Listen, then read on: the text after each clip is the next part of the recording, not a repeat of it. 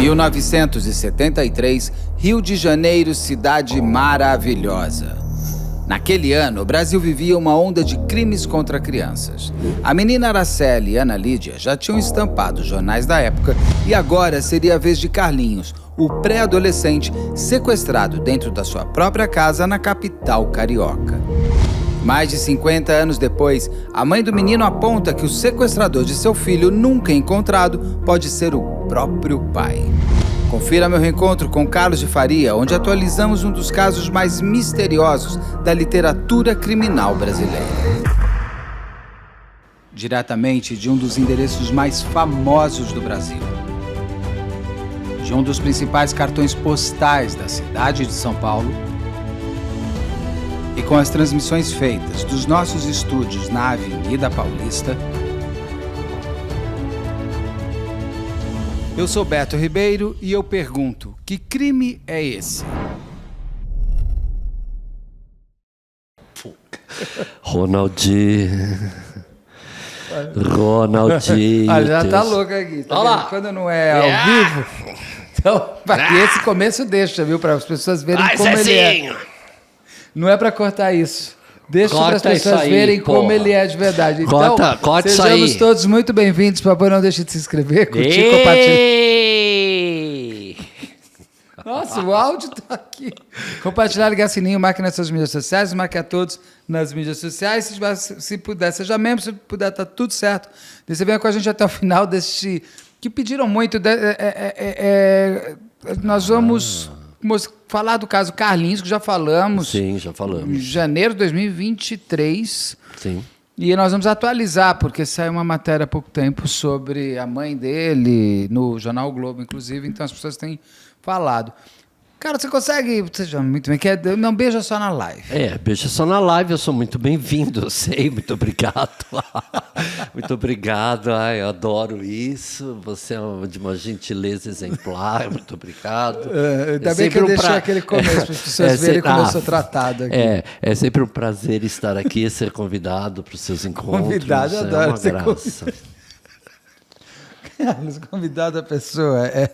Eu não sou convidado? Você é elenco eu sou intruso? Fixo, amor. Você é elenco fixo. Ah, eu sou do cast. Eu sou do cast. Tá. Toda terça ao vivo, ou quando não tem ao vivo, como nesse especial.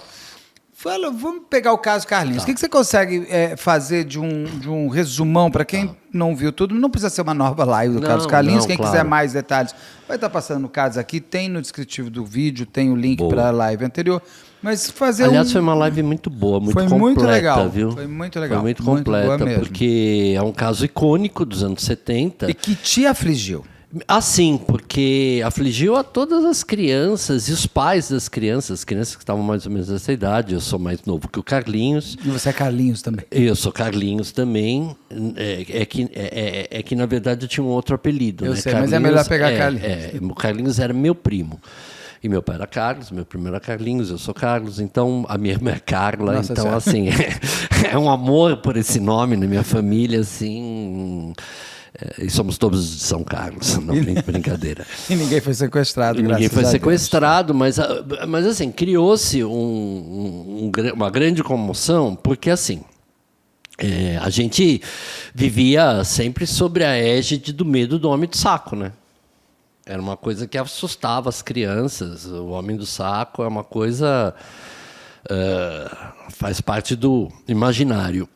E em agosto de 1973, teve esse sequestro, né? Na Rua Alice, lá nas Laranjeiras, no Rio de Janeiro, que foi assim, era uma casa de família, e foi à noite, eles estavam... Era uma família, um casal, e eles tinham 7 filhos. E o Carlinhos era o 5º filho, né? Foi no início de agosto, exatamente no dia 2 de agosto de 73. Sendo que só uma coisa que eu gosto, que você sempre lembra muito bem disso. 1973 foi um ano que termina no Carlinhos, mas foi um ano com muitos crimes contra crianças. Sim, né? foi. Começou com a Araceli, teve o caso Araceli, depois teve a Ana Lídia. Tem o caso aqui com o Carlos contando. Teve a Ana Lídia. Ana Lídia em Brasília. Isso, então foi um ano que teve muita violência, foi um ano que estourou um ano de violência, e obviamente a gente estava num ano muito ainda pesado da ditadura militar, que sumiam muitas pessoas e sumiam crianças também, tá? Então, a gente vivia um tempo que também falar disso era muito controverso, porque a imprensa não dava muita dimensão. Então, quando aconteceu o caso Carlinhos, ele foi meio que foi uma forma, foi um desaguadouro de muitos outros casos que se pôde abordar de uma forma lateral, não é?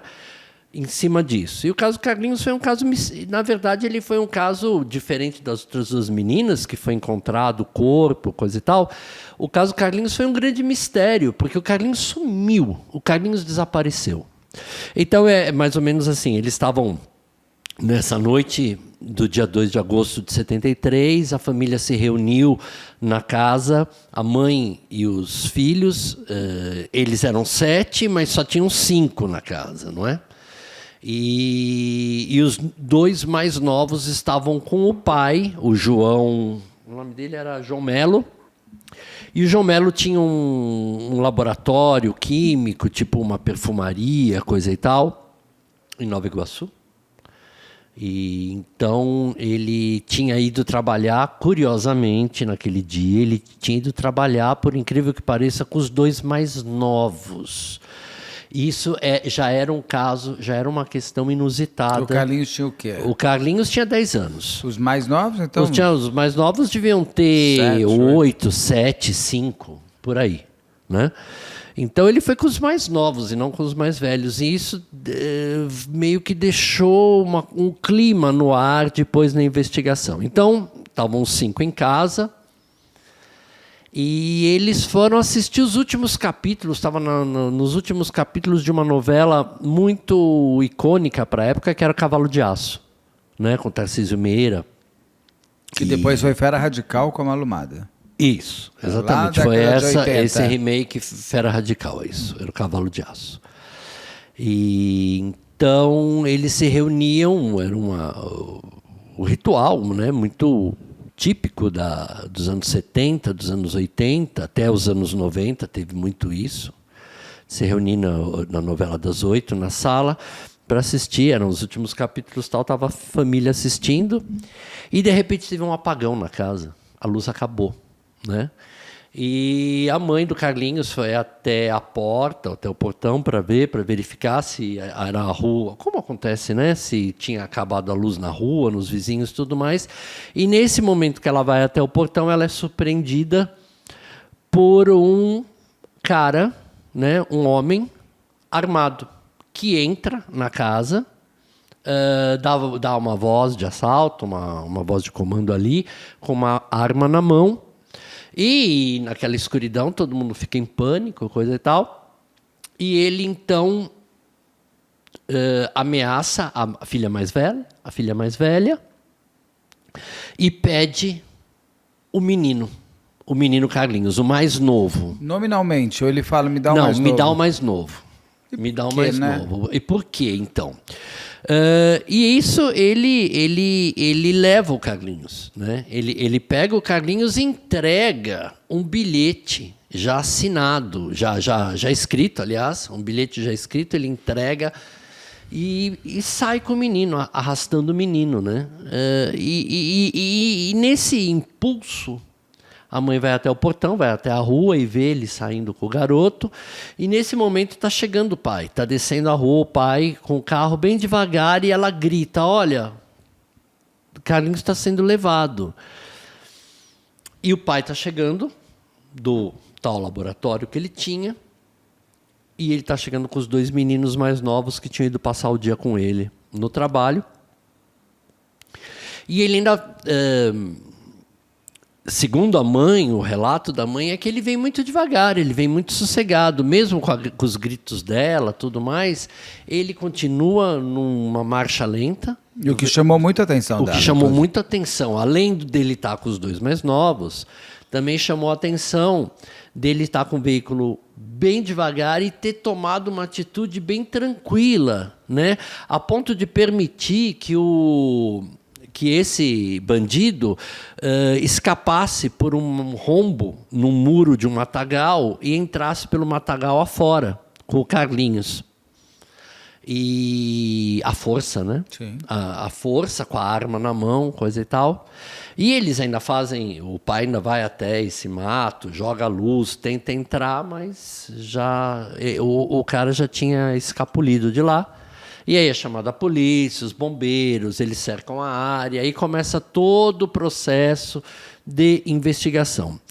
É interessante ouvir um repórter muito conhecido, né, que é o Domingos Meirelles, que estava começando a carreira naquela época, e ele foi um dos primeiros repórteres que chega para fazer a cobertura ali na casa, né?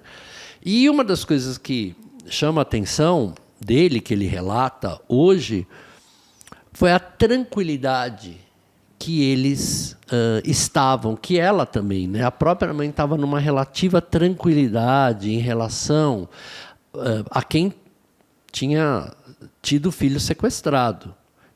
Então isso chama muito a atenção dele e havia um destaque para as fotos do Carlinhos naquela casa, sabe?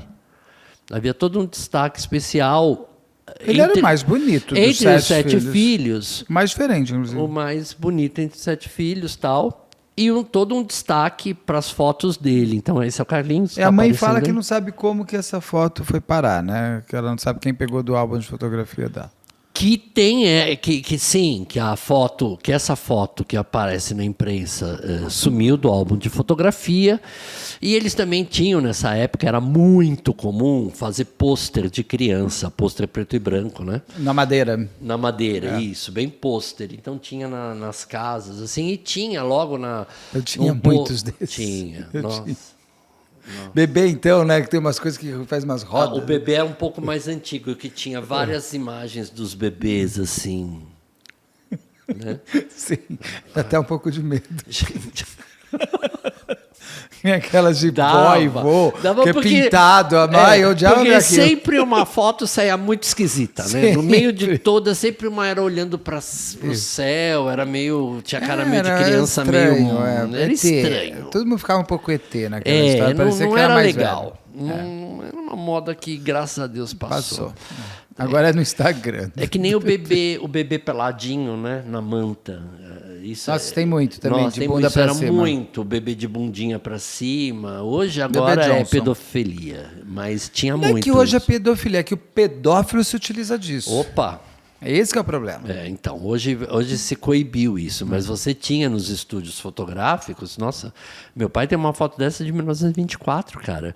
Tinha um nicho para fazer a foto. Sim. Então você já tinha um estúdio, um nichozinho no estúdio que era um suporte com o tapetão lá e punha o bebê lá. Todo mundo tinha assim. um fotógrafo numa rua próxima, sim, com estúdiozinhos, sim, que você tirava aquelas fotos meio assim.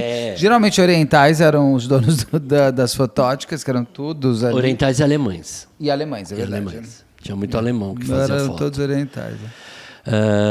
Bom... O que aí esse mistério, esse sumiço, e aí o bilhete dizia, né? Esse bilhete que foi deixado dizia uma quantia em dinheiro que era de...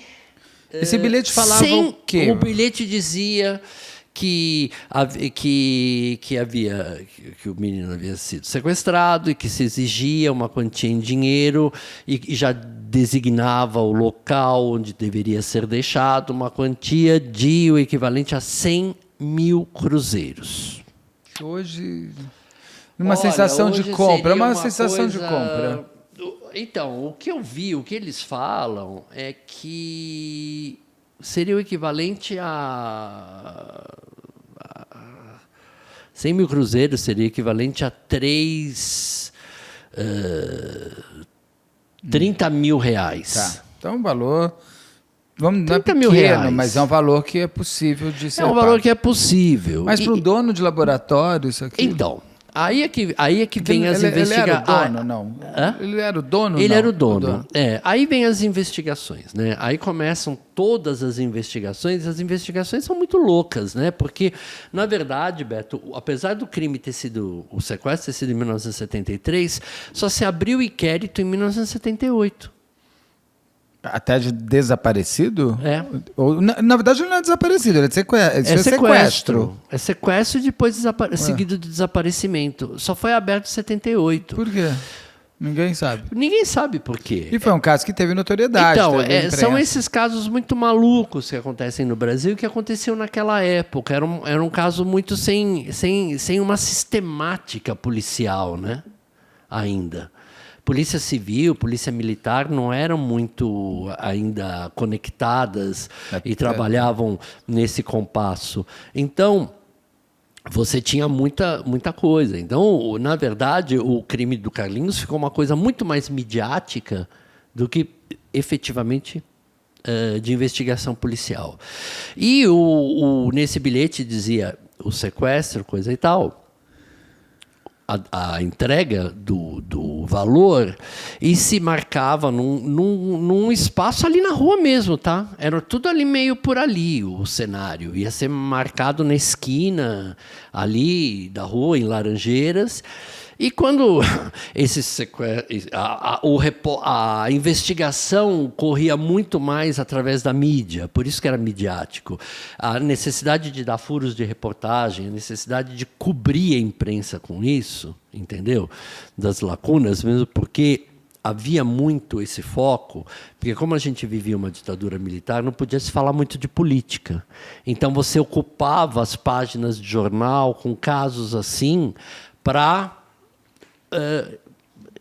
ocupar mesmo a página ou do receita jornal. de bolo. Ou receita de bolo, ou... Não, para quem não estiver entendendo, coisa. é verdade. É verdade. Você, quando era censurada a matéria, entrava uma receita de bolo. Sim, você tinha os censores dentro das redações. E ali ficou muito tempo. Eles eram um pessoal ligado à polícia ou ao exército, geralmente ao exército, eles ficavam dentro. Sim. E aí eles olhavam, quando ficava pronto a página e eles achavam que aquele assunto não... Era subversivo, exatamente, tinha que ser substituído na hora. E às vezes não tinha nada para substituir.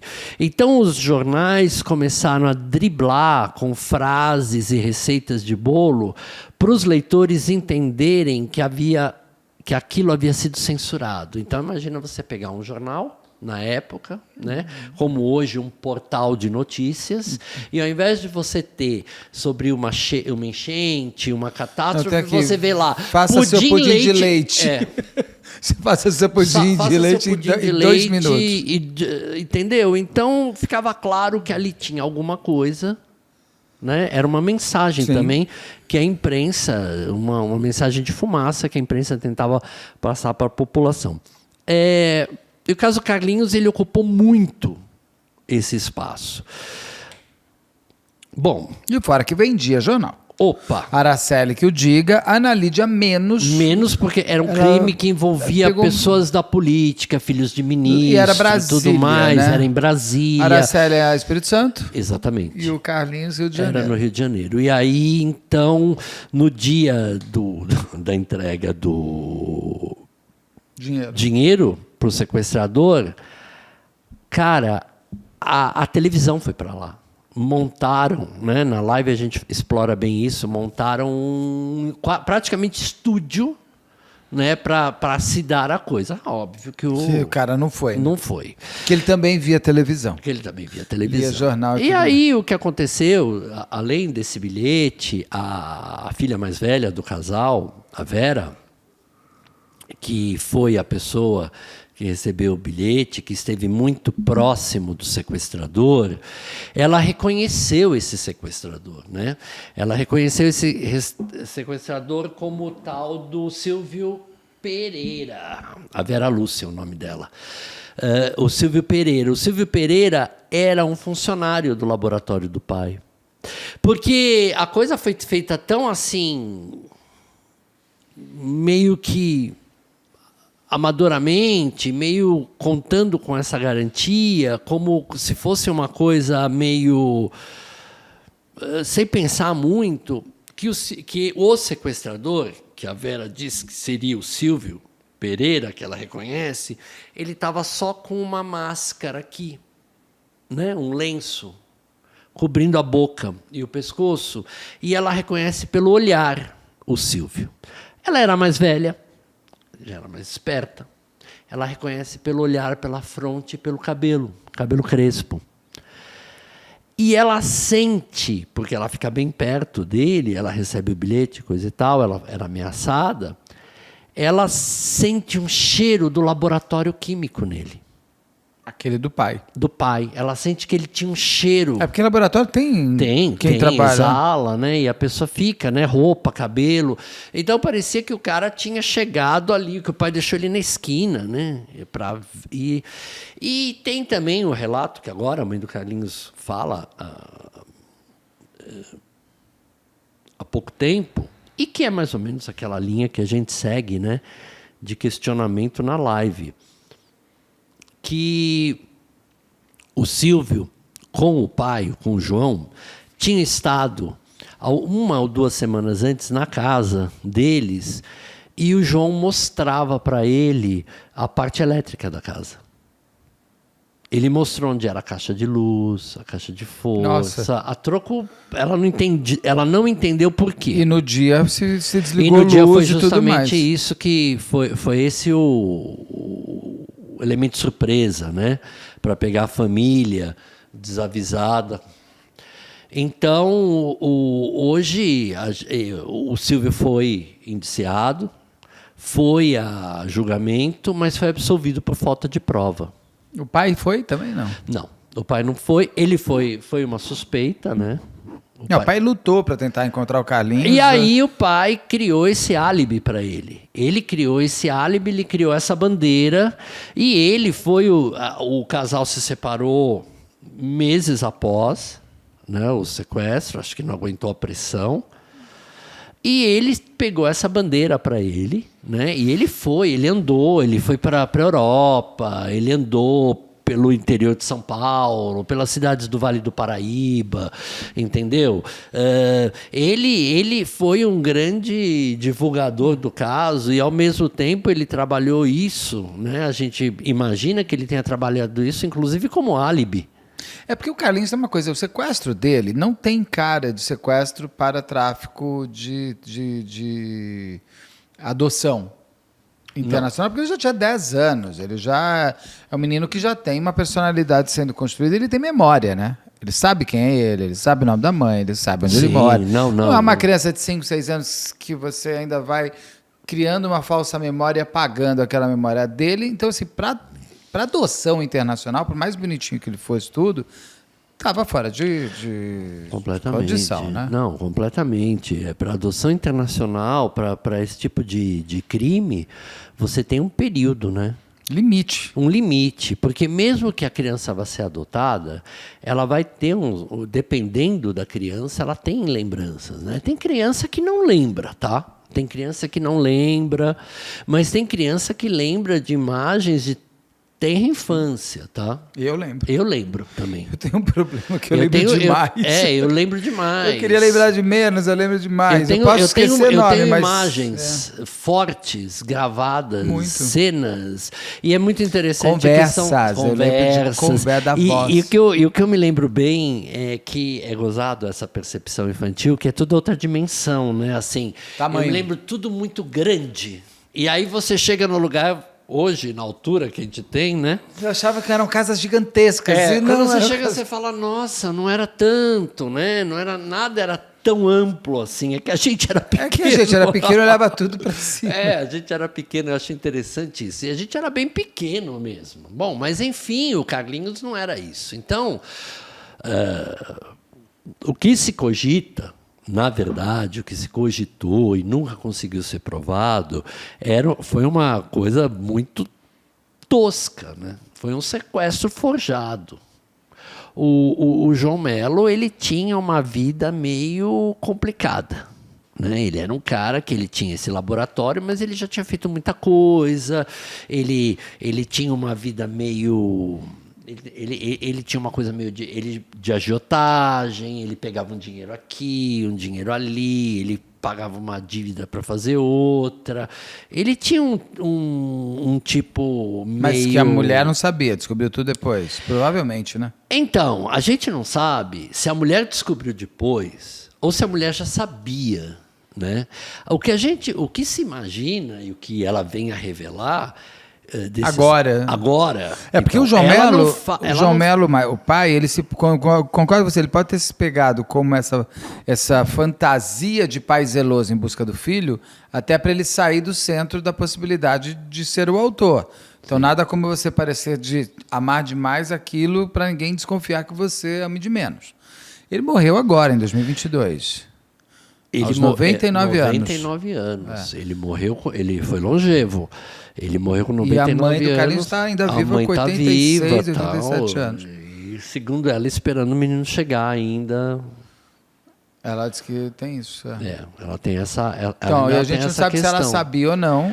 A gente não sabe se ela sabia ou não. Como eu citei, né, a própria entrevista do Domingos Meirelles, ele aponta ela como uma pessoa muito tranquila, né, para quem tinha tido o filho raptado. E ela aponta ele como um pai muito tranquilo para quem tinha tido o filho raptado. Exatamente. E que é avisado, ele faz, tá, vem com o carro devagarinho. Exatamente. Então tem isso. Um aponta um pouco para o outro. Um aponta um pouco para o outro, e até talvez tenha sido isso o grande motivo da separação deles, tá? Alguma questão interna que eles tenham entrado num embate muito na particularidade deles, na intimidade do casal. E com 7 filhos, por que o Carlinhos?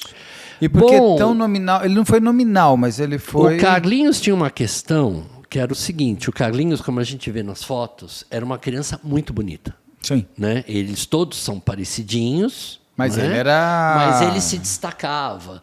Inclusive, pelo próprio material, ele era uma criança bonita, pelo próprio material fotográfico que existe dele. A quantidade de fotos que tinha dele em comparação aos outros filhos era muito gritante, né? Bom, era uma família de 7 crianças. Então, para a época, em 1973, ter 7 crianças já num esquema de escadinha já era considerado meio fora do padrão, tá? A gente está em 73. Né? Em 1973, as famílias classe média, né, elas iam até, em média, 4 filhos estourando. Eu venho daí. Eu sou 73. Eu nasci em 73. Minha mãe tem 3 filhos. Então, 3 filhos era uma média ok. Já tinha aquela coisa, não está em 1873. Que as pessoas tinham 10, 12 filhos. Não. 7 filhos já está muito fora mesmo. Numa realidade mais rural. Que aí era para ter mão de obra. Então, era uma realidade mais rural, onde também você não tinha...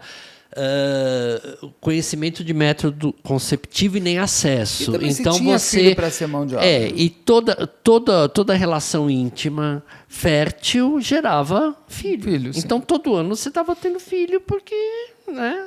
Faz parte. Faz parte. É a diversão. Pois é. Então tinha todo esse ciclo. Além dessa questão aí que você falou, e também muito corroborada pela igreja, né, e suas doutrinas. Bom, Beto, eu sei te dizer que ele era uma criança que chamava atenção. E ele já tinha tido, muito interessante isso, que ele era um menino tão bonito que ele já tinha tido oferta por ele. Como assim? A mãe recebeu oferta para vender o filho? Sim. Se eles não queriam, eles já tinham tido anteriormente esse tipo de abordagem. Você tem tanto filho. Porque eram 7. Você tem tanto filho, você não venderia ele para mim? E o Carlinhos especificamente? O Carlinhos. Não os outros 2 mais novos. O Carlinhos já tinha sido ofertado esse tipo, essa compra. Sim. Eu não sei até que ponto isso alimentou um imaginário. A verdade é que o João Melo passava por uma dificuldade financeira, né? grande. Ele estava precisando de dinheiro, talvez até para o próprio laboratório. Ele tinha uma família numerosa. Mas né? ele estaria roubando para ele. Ah, não, porque eles fazem uma campanha E para aí conseguir eles fazem dinheiro. uma campanha. Houve uma mobilização a nível nacional. Que é o que eu falo de Pix e tudo mais. A gente tem que saber como é que a gente está doando e para quem, É como. aquilo que você fala da vaquinha, do Pix e tudo mais. Vaquinha. O que a gente está vendo aí nas tragédias, nas enchentes, que é a doação pelo canal certo. Porque, gente, é absurdo. Mal aconteceu a tragédia, já aparece oportunista, né, tentando pegar. Então, às vezes, a gente até evita de fazer campanha, se a gente não tem ainda, se não foi divulgado o canal certo, e as pessoas até interpretam mal, falam, ele não está falando da doação, tudo, porque não adianta virar e falar assim, doem. Se você não tem um canal certo, doar o quê, para onde e como. Então você tem que esperar a Defesa Civil dizer o que realmente se faz necessário, como vai chegar lá, e através de que entidade. Então, não é má vontade, mas a gente sabe que... É responsabilidade. É responsabilidade. E tem muita gente de má índole. Eu tenho divulgado os canais oficiais, tipo Correios, sobre o Rio Grande do Sul. Correios está fazendo bonito. Olha, pode trazer roupa e comida, a gente não vai cobrar nada, você deixa e leva. Ok, Correio é uma entidade, uma instituição na qual a gente acredita. O governo do estado do Rio Grande do Sul. Aí me fala, mas eles, será que vão... Eu falo, gente, será que vão... Eu não sei. O que eu sei é que eles são o correto. Sim. E aí o governo federal, a Cruz Vermelha, são entidades, acima de qualquer suspeita, que estão interessadas mais do que tudo. Agora, vem a ONG que eu não sei qual que é. Do abacaxi. Do abacaxi, você não sabe. Não, de animal, né? então, por causa do Dutch Reutemann, o que chegou para mim de coisa de pet, que eu ajudo vários sem falar que sou eu, sem ninguém saber, porque eu acredito. Mas não dá para eu divulgar vaquinhas ou Pix de instituições que eu nunca ouvi, porque não tá dá. Salvando gato e cachorro. Estou super consternado, que salvem todos. Mas eu precisaria ter certeza, porque senão daí você está doando dinheiro e falando para as pessoas já doarem. Apareceu, já deu nas notícias, grupos que estão recebendo. Então você aproveita um impacto de uma notícia assim, e você põe assim... O estelionatário vai lá. Doe para o Rio Grande do Sul, por exemplo, e joga ali uma conta. As pessoas estão impactadas com aquelas cenas, elas depositam. Eu vi esses comentários. Eu achei legal que, por exemplo, o iFood abriu uma forma de você doar. O iFood é uma empresa grande que tem uma função. Se ele corre um risco muito grande de ser um estelionatário, é uma bobagem. Se ele acaba com a marca, acaba com o produto.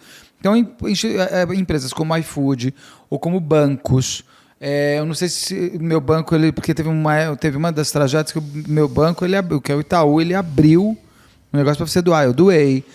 Eu acho que a gente tem que procurar essas para a gente poder doar de verdade para quem, da forma para que vá, né? Exatamente. A gente tem que falar isso, a gente tem que ser muito responsável, porque a gente sabe o quanto de irresponsabilidade existe. Então, a gente tem que ser muito responsável nisso. Como essa história da vaquinha que você falou, né? Cara, aparece vaquinha desde pagar a faculdade de alguém, até pagar o aluguel do outro, até compra de remédio de alto custo. Então, assim, o dinheiro é um só. O dinheiro que sai para isso, da vida de cada um, né, se a pessoa tem essa preocupação, ele é um só, porque ele sai todo de um lugar só.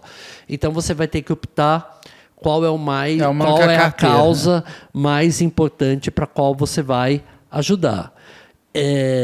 Medicação de alto custo é uma questão. Aluguel da pessoa que ficou desempregada é outra questão. Pagamento da faculdade de não sei quem que está fazendo curso e que não quer terminar é uma outra questão. Então, assim, eu não estou desmerecendo nenhuma questão, mas, assim, a vida é feita disso, né? Às vezes, de reveses e sortes. Sim. Mas no caso do Carlinhos, o pai pede ajuda para a população para ele conseguir ter esse dinheiro. E se levanta esse dinheiro. Sim. Então, o que a mãe hoje, há pouco levanta é que assim, esse sequestro forjado acreditou-se que não ia tomar essa proporção. Eles acreditaram que não ia tomar essa proporção. Eles não ela. Ela acha que o marido dela acreditava nisso. Eu acho que ela sabia alguma coisa. Porque eu vi a entrevista que ela deu para o Globo e ela foi muito revoltada com relação... Ela resolveu falar agora porque o pai morreu em 2022. Pois é, mas aí é que tá, né? Ela resolveu falar agora porque o pai morreu em 2022. Ah, que eu estava vendo... eu estou vendo um rosa atrás de mim. Estou vendo ali.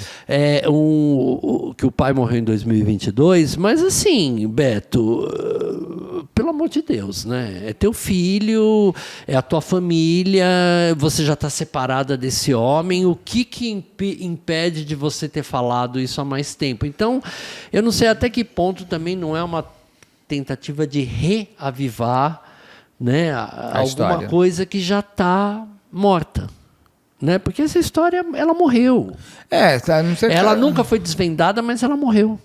Eu acho que o YouTube hoje é o que mantém o Carlinhos vivo, no seguinte sentido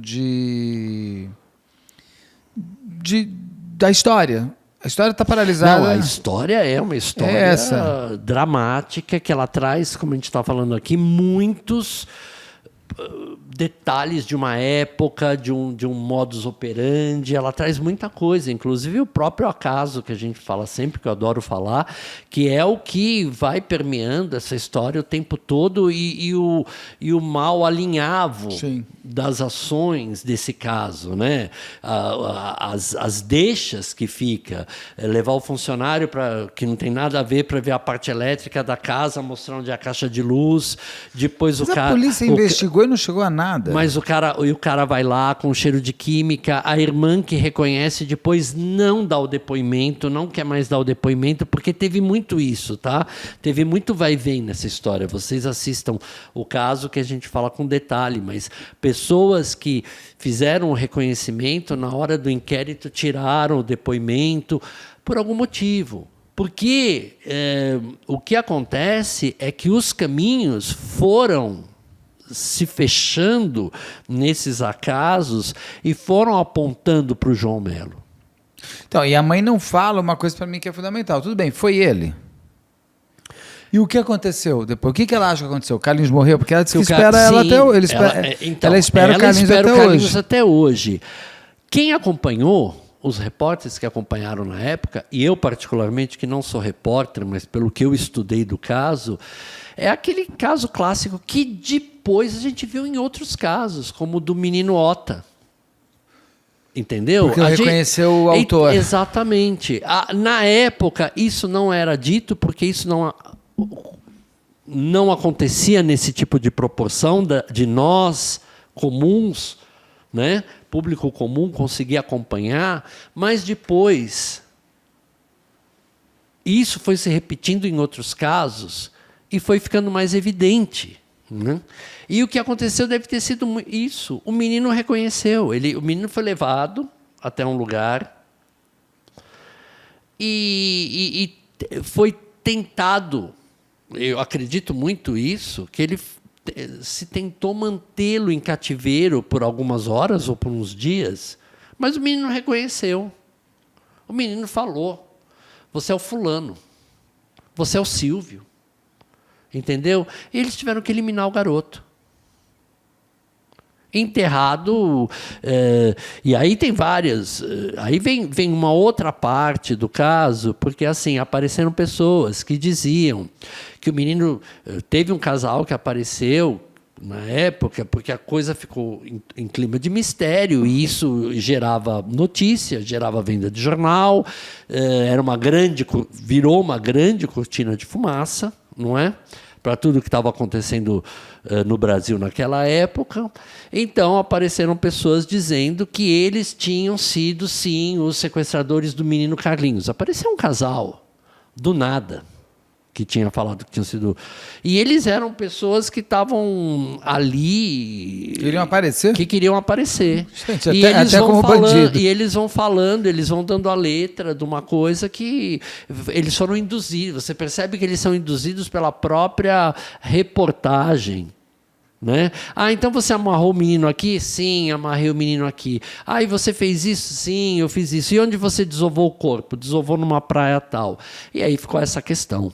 Onde teriam, já que o menino desapareceu, se ele morreu, onde está o corpo? Então, uns falavam que era numa praia, outros falavam que era no aterro do Flamengo, que estava no final das obras.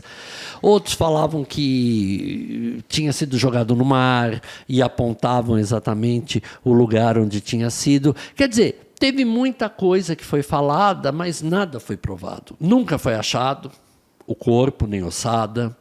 As pessoas que se auto-intitulavam sequestradores, completamente inconsistente, a história deles, completamente induzidos por uma pressão, muitas vezes, de um desequilíbrio pessoal, de querer aparecer nessas circunstâncias.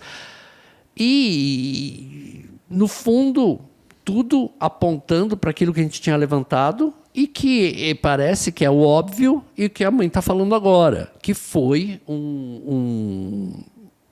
mais uma mirabolação do João Melo para levantar um dinheiro achando que ele ia comover a população ali, na verdade, ali em torno do bairro. Ele ficou com o dinheiro?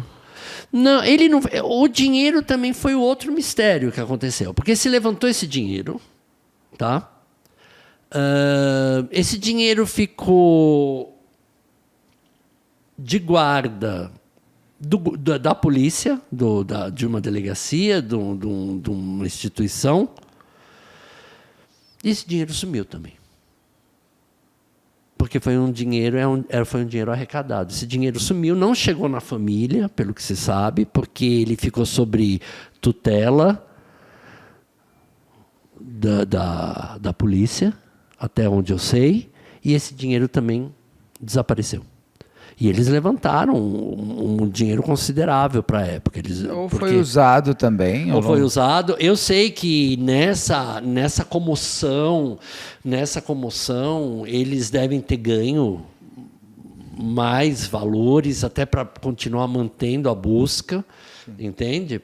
E então, quer dizer, a história do Carlinhos foi uma história de uma geração que começou a viver, né, o medo do sequestro infantil, com detalhe, dentro da própria casa. Porque o que chocou, além do sumiço e nunca a prova, nem do reaparecimento, nem nada, o que chocou muito todo mundo foi essa ação de invasão da casa, né? E isso gerou muito medo. Isso, muito medo. Eu me lembro muito bem que quando acabava a luz, você morria de os pais corriam e trancavam as portas. As pessoas tinham muito medo. Isso marcou muito. Nossa, a gente não conseguia nem quando falava o caso. E agora vamos falar de como está o caso do menino Carlinhos. E pá, aparecia aquela foto do garoto, né? Nossa, a gente saía da sala, aquilo amedrontava, a gente sonhava, assim, quem tinha... Né? Eu nasci em 73, nasci no ano, então minha mãe, me lembro da minha mãe e minha tia, quando eu já era mais velho, falando, aí às vezes tinha uns especiais do Fantástico. Tinha, veio onde muito estará à tona. Carlinhos? E porque apareceram muitos Carlinhos, porque, e nem sempre de má fé. Nem sempre de má fé, tá?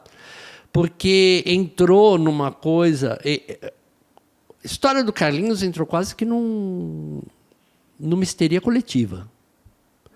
Então, toda criança que loirinha, que tinha aparecido num lugar, filho Virava de pais loiros, podia ser o Carlinhos. Na Madalene. Qualquer um poderia ser o Carlinhos.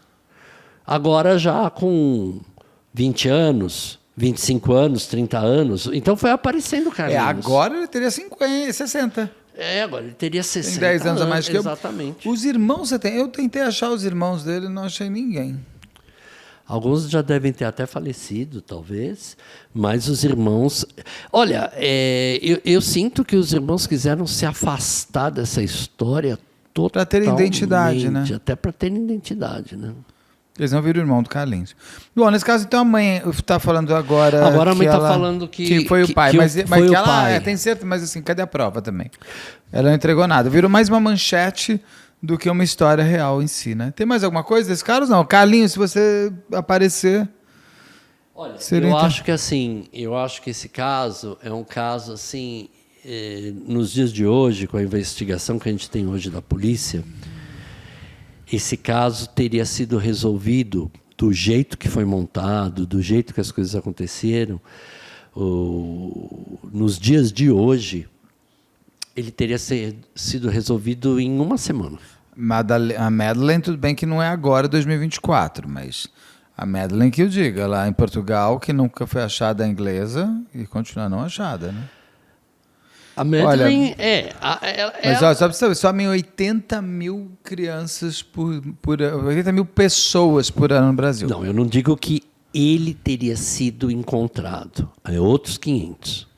Eu digo que, assim, a linha de investigação chegaria bem mais próxima do Silvio e do João Melo, segundo o relato da mãe do Carlinhos, teria chegado muito rápido, até pela própria investigação de técnica, de tecnologia hoje criminal, para se checar esse bilhete, checar a letra, impressão digital, inteligência teriam mais câmeras. Hoje teriam câmeras. Teriam câmeras na rua, a inteligência de leitura do as rosto. As apps dos celulares, é muita coisa.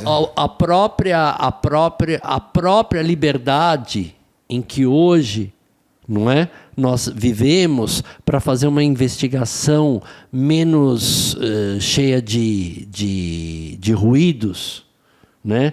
Para se fazer depoimentos mais assertivos. Sim, não, você teria mais possibilidades. Agora, que existem ainda pessoas desaparecidas que nunca foram encontradas, existem. No caso do Carlinhos, ele tinha sido sequestrado. Ele virou um desaparecido, ele é a pessoa há mais tempo na Delegacia de Desaparecidos do Rio de Janeiro. Ele está há 50 anos sendo procurado. Eu acho bom que ele ainda esteja numa lista. Afinal de contas, ele não tem o óbito dele para tirá-lo. Mas uma hora, sei lá, quando for 2073, aí tiram com 100 anos. Ele vai ser um eterno desaparecido, né? Ele é um eterno ícone. Agora, eu queria entender um pouco, o que me causa um pouco de espanto, é por que essa mulher só vem agora falar, né? O que então ameaçava ela há tantos anos na qualidade de mãe? Eu acho que também foram procurar por ela agora, talvez. Não sabemos. Ela não... Talvez pelo aniversário de 50 anos, de foi ano 60 passado. De 50 anos do desaparecimento. Sim. No ano passado, 2023. Carlos, mais alguma coisa desse caso? Pediram para a gente atualizar, mas a atualização é meio essa mesmo, só essa. Eu acho que assim, vocês pediram, a gente está aqui atualizando, claro, como vários casos que são sugeridos, a gente está falando, e que surgiu na imprensa, que sempre é um ícone, né, o menino Carlinhos, mas que no fundo, sempre, apesar do relato da mãe ser agora, né, sempre apontou para esse caminho. Para essa possibilidade do seu pai. Sempre, a gente já falou disso na live ano passado. O pai como mentor disso, em busca de uma doação para quitar suas dívidas, aí o menino reapareceria e aquela coisa saiu do controle porque criou um impacto de mídia muito grande, foi mal calculado, foi mal executado, foi totalmente mal alinhavado e tiveram que... O caso é tão louco, agora eu me lembrei de uma coisa, que chegou a aparecer e mobilizou tanto a fé pública, que eu me lembro que chegou a aparecer um homem, um casal, acho que foi isso, foi um casal, um pai que ofereceu de dar 2 filhos para substituir o Carlinhos para o casal. Nossa Senhora. Um que Acredita? valia, Assim como teve um que quis comprar um menino, chegou um que quis oferecer, olha, eu vou te dar 2 filhos para você, para acalmar a tua dor.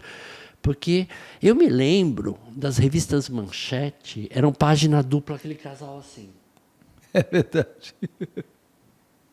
É verdade. Então a gente via Eu não vi, mas a gente, era uma angústia. Mas quando era uma todo angústia. aniversário de Carlinhos voltavam essas fotos. Era uma angústia. Elas assim, 10 anos de Carlinhos, voltava. Sempre tinha um especial Globo Repórter, uma manchete especial. Manchete, então, era... Não, Manchete tinha Putz, a revista sempre. Manchete... Você tinha esses especiais. E a Manchete era uma revista muito fotográfica, né? Acima de tudo, o texto dela era meio pobre. É o Caras hoje. Mas era muito fotográfica. Então eles faziam aquelas... E era uma revista grande. Então eles faziam aquelas páginas duplas. Nossa, você falava, ai, meu Deus. Aconteceu, virou manchete. Era o slogan. Carlos, meu querido, muito obrigado por termos falado desse caso. E em breve você vai estar ao vivo. Depois dessas suas férias aí, que se você estiver assistindo agora, ele está de férias, mas se você estiver assistindo aqui 2080, ele deve estar de férias também, porque você sai de férias o tempo inteiro. De férias não, vou fazer um curso, meu. Eu não. Não, meu filho, eu vou para um curso Como gastar o dinheiro em vinho. Não, imagina, eu vou para um curso seríssimo. Vocês vão ver. De quê? É um encontro que vai ter, não posso ainda falar. Não é com ET, não, né? É daí para frente. Ai, minha mãe do céu. Se eu não voltar, vocês já sabem onde eu estou. Tá em qual planeta? Na Lua. Obrigado, meu querido. Então a gente se vê daqui a pouco. E você aí, não deixe de curtir, compartilhar, ligar sininho, faz todas aquelas coisas que a gente já sabe. E daqui a pouco a gente está aqui porque tem vídeo todo dia. Obrigado. Corta.